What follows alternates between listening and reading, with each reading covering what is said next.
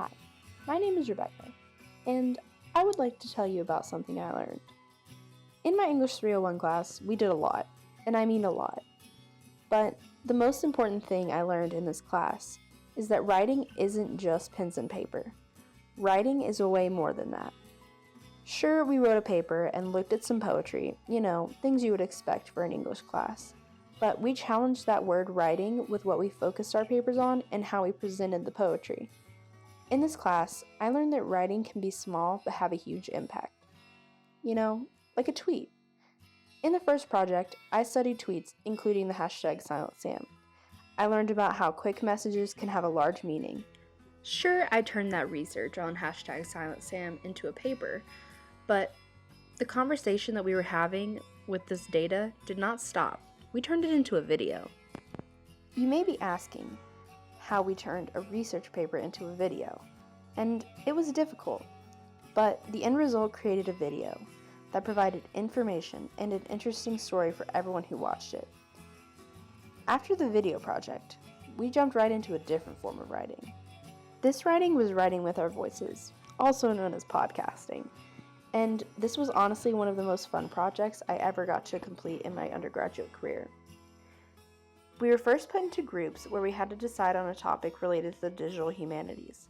My group, the New Normal, decided talking about data privacy and security would be interesting. And then, we all had to create our own individual podcasts.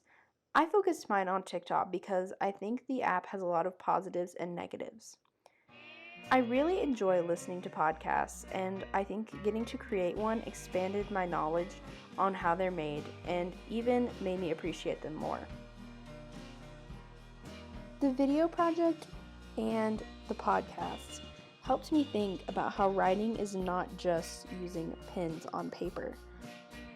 I think that we broke the barriers of what writing is considered to be, but it didn't stop after the podcast and the video. The next project that I worked on was our video poem project. Choosing my poem was probably the hardest part of this project, as poetry is one of my favorite things. I write my own poetry, and I have an extensive poetry board on Pinterest. Eventually, I did decide on my favorite poem, which is Winter Wonders by Erin Hansen. This poem has stuck with me all throughout high school, and it really is important to me, so I thought doing the video project on this poem would be really special. After choosing my poem, the next step was to compile footage for my video. Finding video footage that matched my vision was difficult, and I even played with the idea of animating my own story, but time was too constricted for that kind of project, and the stress of moving back home because of the coronavirus did not help. Eventually, I compiled all the videos I wanted and started ordering them in a way that I thought told the story of the poem. I used Premiere to link all the videos together, and I wanted to tell a story of the poem, and I really wanted it to feel like the two lovers were searching the woods for the moon that they saw fall from the sky. After creating the first draft, I wanted to go back in and change some aspects of the poem. Although I was pretty happy with how the first draft of my poem came out, there were some things that I wanted to change, specifically in the beginning where there's no real title slide or showing of the title and author of the poem.